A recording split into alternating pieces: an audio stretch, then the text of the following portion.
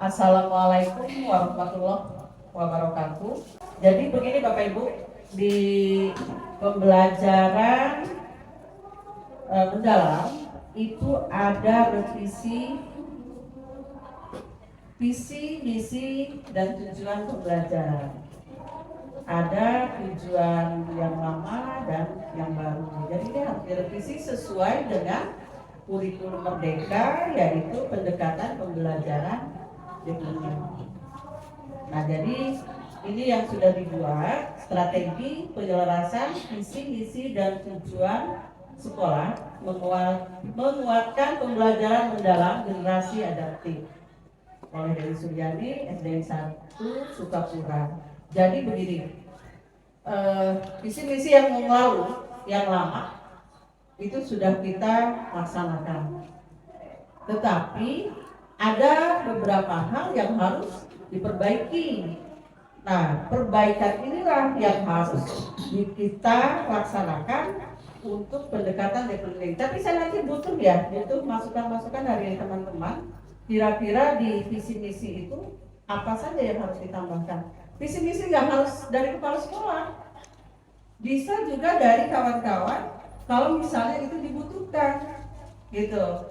Kepala sekolah punya konsepnya ini, kira-kira yang bisa ditambahkan apa? Latar belakangnya yaitu perubahan kurikulum menuntut pembelajaran bermakna. Kenapa sih visi misi dirubah? Memang visi misi seharusnya 4 tahun sekali harus dirubah, gitu. Setiap visi misi harus ada evaluasi. Target setiap tahunnya apa? Sekolah mau dibawa kemana? Visi misi adalah tujuan. Tujuan sekolah 4 tahun, jangka pendek, jangka menengah, jangka panjang. Sekolahan itu apa yang akan dicapai? Nah, ini harus direvisi sesuai dengan kurikulum merdeka dan pendekatan development. Tujuan penyelarasan adalah memastikan visi, misi, dan tujuan mencerminkan nilai abad 21. Menyelaraskan praktek pembelajaran dengan prinsip reflektif, kolaboratif, dan adaptif. Menciptakan budaya sekolah yang mendukung pembelajaran bermakna. Dari setiap tujuan penyelarasan ini nanti kita bahas satu persatu. Tapi pada saat ini saya menyampaikan dulu pembelajaran misi-misi yang akan kita capai itu apa saja. Nanti kita akan ada lihat di misi dan tujuan pembelajaran. Visi apa? Jadi ibu itu datang ke sekolahan itu dilihat, dianalisis. Nggak ujuk-ujuk juga visi ini dibuat. Analisis dulu kondisi sekolahnya, analisis kebiasaan dulu, analisis dulu siswanya, lingkungan, belajar masyarakatnya, baru muncul visi itu, ya kan? Nggak, saya sekarang di bawah sekolah tuh, saya bertanya, nggak gitu, dianalisis berapa bulan, oh kebiasaan gurunya gini loh, kelebihan gurunya seperti ini, kelebihan sekolah ini, kelemahannya ini, yang lebih itu terus ditingkatkan, itu namanya bertumbuh. Gitu, visi.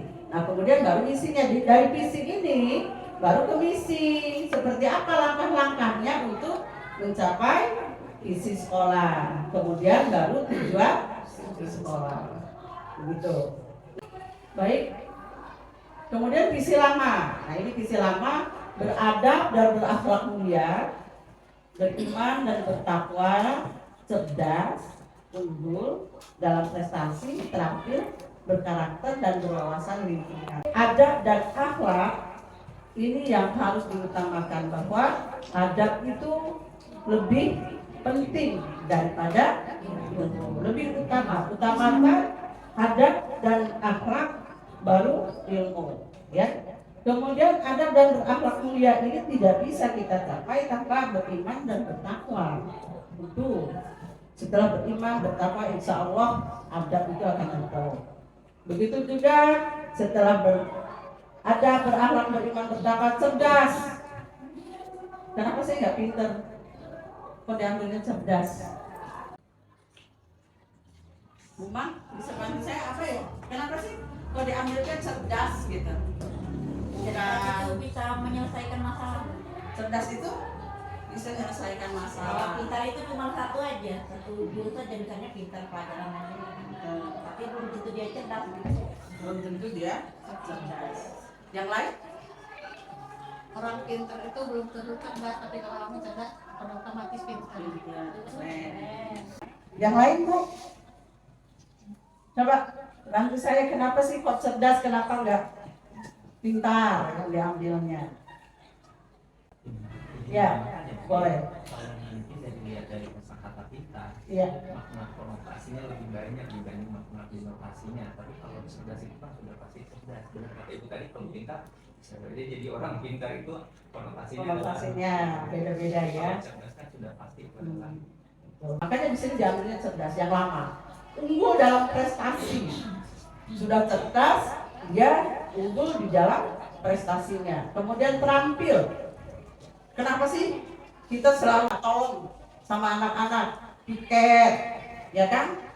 Kemudian bersih, bukan kita nggak bisa juga. Ada, kita punya penjaga, kita punya wakil, tapi kita mengharapkan anak-anak itu punya kepedulian, punya keterampilan, bagaimana dia membantu keluarga di rumah. Kemudian berwawasan lingkungan. Kebetulan sekolah kita adalah sekolahan adiwiyata dan itu memang wajib harus ya berwawasan lingkungan, itu yang lama. Kemudian kita buat visi yang baru. Saya juga minta tolong untuk teman-teman ditambah ini, kira-kira apa? Mewujudkan sekolah asri. Asri nggak sih kita? Asri kata siapa? Asri lah ya.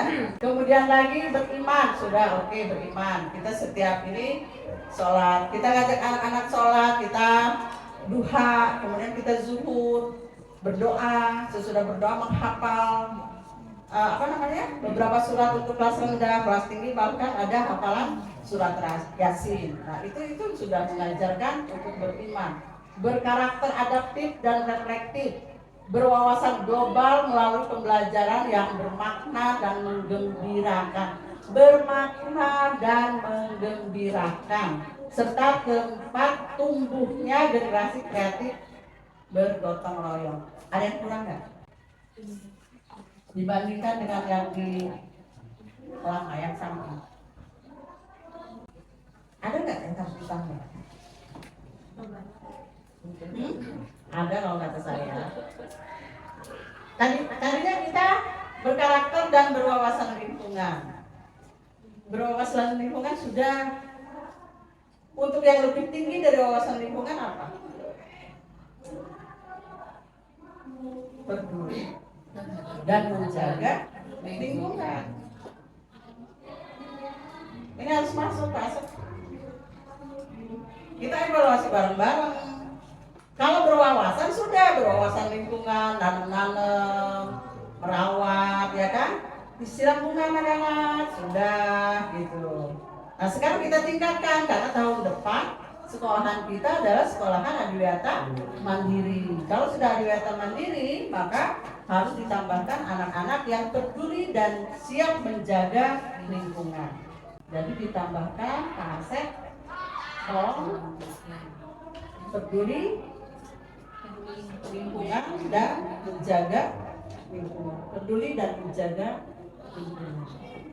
Baik, lanjut. Kemudian perbandingan misi lama dan baru secara overview. Misi lama lebih fokus pada pakem dan kondisi fisik. Misi lamanya. Kemudian misi barunya berorientasi pada pembelajaran mendalam, nilai reflektif, kolaborasi, dan inovasi. Jadi Bapak Ibu, pembelajaran sekarang tadi sudah saya sampaikan bahwa kita tidak menilai hasil, tapi proses. Kemudian lagi, jangan terlalu terpaku melihat anak ke akademik. Jangan akademiknya saja yang terus dimunculkan dipaksa. Tolong ini kolaborasi dan inovasinya. Makanya perbanyaklah belajar, praktek, bermakna itu apa sih, coba Bu yang sudah PM?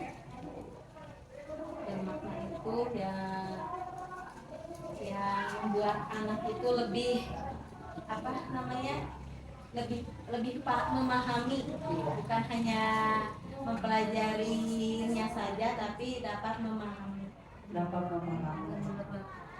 Jadi kan kalau di praktek itu langsung kan, jadi langsung dipahami. Kalau hanya teori saja tidak. Ya. Ciri-ciri deep learning sukses itu kayak apa sih? Coba. Kurikulum Merdeka dengan pendekatan deep learning itu dikatakan sukses dengan ciri-cirinya seperti apa, Pak Andi? Pertama disebutkan adalah bermakna pembelajaran yang proses informasi yang didapat itu bisa diaplikasikan dalam kehidupannya. Ya. Artinya informasi ilmu apa yang mereka dapatkan di sekolah mereka bisa mengaplikasikan di kehidupannya. Contoh yang tadi disebutkan, misalnya kita akan melihat daripada perkembangbiakan ayam. Ya, itu idealis ya. Tapi ciri yang paling penting ketika ibu masuk ke ruangan, kemudian anak-anak mari kita belajar hari ini dengan materinya ciri-ciri makhluk hidup. Silakan yang mau nanya. Judulnya ciri-ciri makhluk hidup. Anak sudah tidak takut lagi bertanya, Pak. Anak sudah, siapa? Saya, dia bertanya. Itu deep learning-nya berhasil. Anak tidak takut lagi bertanya, tidak takut lagi untuk berinovasi. Maksud saya tidak begitu loh Bu, diskusi. Itu berhasil deep learning-nya. Tapi kalau Bapak Ibu masuk ke kelas, di kelasnya masih hening, ditanya nggak mau jawab, suruh nanya juga nggak ngerti, belum. Jadi lebih terbuka, welcome ke siswa. Ketika siswa lagi belajar berpendapat, apapun pendapatnya hargai. Hebat, bagus, keren, bagus banget. Nah, anak itu merasa, terus besoknya saya siap lagi buat nanya, saya siap lagi untuk jawab. Ya, tujuan lama dan prestasi baru. Yang lama fokus pada kenyamanan dan prestasi. Deep learning itu lebih bertumbuh, bermakna, anak-anak bukan diajak untuk berdiskusi dan menyampaikan apa pendapat-pendapatnya. Dan kemudian lagi kita sebagai guru memfasilitasi dan sebagai fasilitator. Misi baru membentuk peserta didik berkarakter kuat dan adaptif, menjadikan sekolah ruang tumbuh komunitas belajar yang aktif. Jadi anak-anak itu saya harapkan Bapak Ibu datang ke sekolah itu menyenangkan. Kalau nggak ke sekolah nggak, rasanya rugi kalau nggak ke sekolah. Nggak ketemu berani satu hari, saya nggak sekolah itu rugi.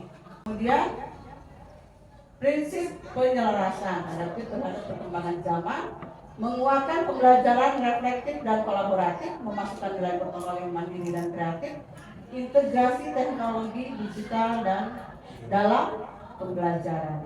Kemudian lanjut Pak, strategi implementasi, penyusunan kurikulum berbasis proyek, penguatan kemitraan dengan orang tua, komunitas dan industri, penataan lingkungan belajar yang mendukung UPN 5, integrasi perangkat digital untuk pembelajaran interaktif, penyusunan kurikulum berbasis proyek, kemudian penguatan kemitraan dengan orang tua. Kita dengan orang tua sudah bermitra belum? Kira-kira? Sudah. Sukses ya? Sukses tidak? Dengan orang tua? Sukses, alhamdulillah. Kemudian komunitas. Kita ada komunitas nggak sih? Komunitasnya? Penguatan kemitraan dengan orang tua, dengan komunitas apa saja? Literasi misalnya? Dengan apa? Ya, dengan GLD. Betul. Ya, bahkan ada apa namanya bimbel kayak BDD itu sudah ini. Kemudian industri sudah kolaborasi belum sih? Industri Bank sampah. Cuman bang sampah. Pernah nggak sih Bapak Ibu kepikiran mau ngajak anak-anak yuk kita ke pabrik tahu? Iya, pabrik tahu. Kita lihat proses pembuatan tahu. Terus kita punya pabrik apa lagi di sini? Pabrik susu punya nggak? Ada tidak di lingkungan kita? Jamur ada jamur. Jamur ada. Bahkan kita kalau bisa coba praktek. Tahu tempe. Di ladang ada. Nah sekali-kali anak-anak kita bawa ke sana, ya. Sarana dan prasarana, karena sekarang kan sudah mulai ada bantuan digital dan bantuan rapid. Insya Allah ya. Baik, lanjut Pak. Dampak yang diharapkan, guru inovatif dan adaptif. Kemudian siswa aktif, kreatif, berpikir kritis dan kolaboratif. Kalau aktif insya Allah anak-anak itu sudah aktif. Kalau kreatif juga insya Allah. Berpikir kritis. Ada nggak siswa kita yang berpikir kritis? Ada beberapa. Yang beberapa itu terus tumbuhkan, yang beberapa belum, itu motivasi. Kemudian lagi, sekolah menjadi pusat komunitas belajar dan berdaya saing global. Jadi anak-anak diharapkan setelah ada visi misi ini sudah ada perubahan menjadikan pusat komunitas belajar. Jadi anak-anak itu akan merasa bahwa sekolahku itu segalanya. Baik, lanjut Pak. Kendala dan solusi. Kendala keterbatasan fasilitas, literasi digital guru. Solusinya pelatihan berkelanjutan, pengadaan sarana digital, dan kolaborasi multi pihak. Keterbatasan fasilitas. Fasilitas kita yang terbatas apa? Bapak Ibu, proyektor. Ya, proyektor. Maunya setiap satu kelas satu proyektor. Literasi digital itu apa sih? Iya, banyak-banyak belajar dari HP boleh, belajar kayak apa segala macam ya. Kemudian lagi dari laptop itu. Kemudian pelatihan berkelanjutan, kita selalu latihan. Kemudian sarana digital itu tadi.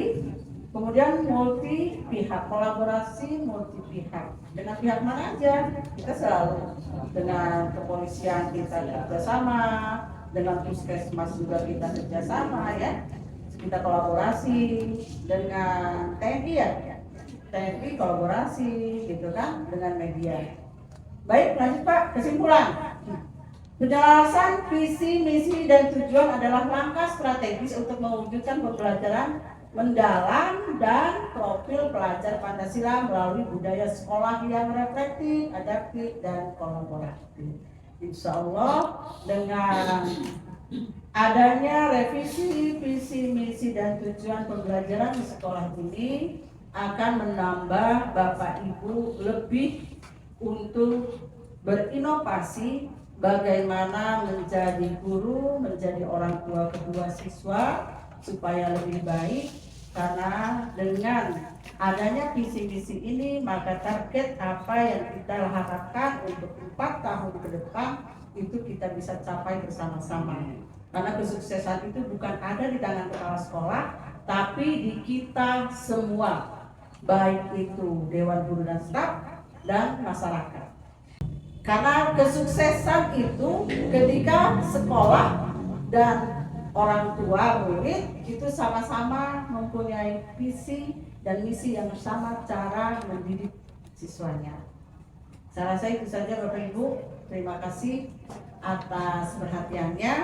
Kalaupun ada beberapa pertanyaan silakan. Kalaupun tidak ada akan saya tutup. Ada yang bertanya? Cukup? Baik, terima kasih. Saya akhiri. Wabillahi taufiq wal hidayah. Wassalamualaikum warahmatullahi wabarakatuh.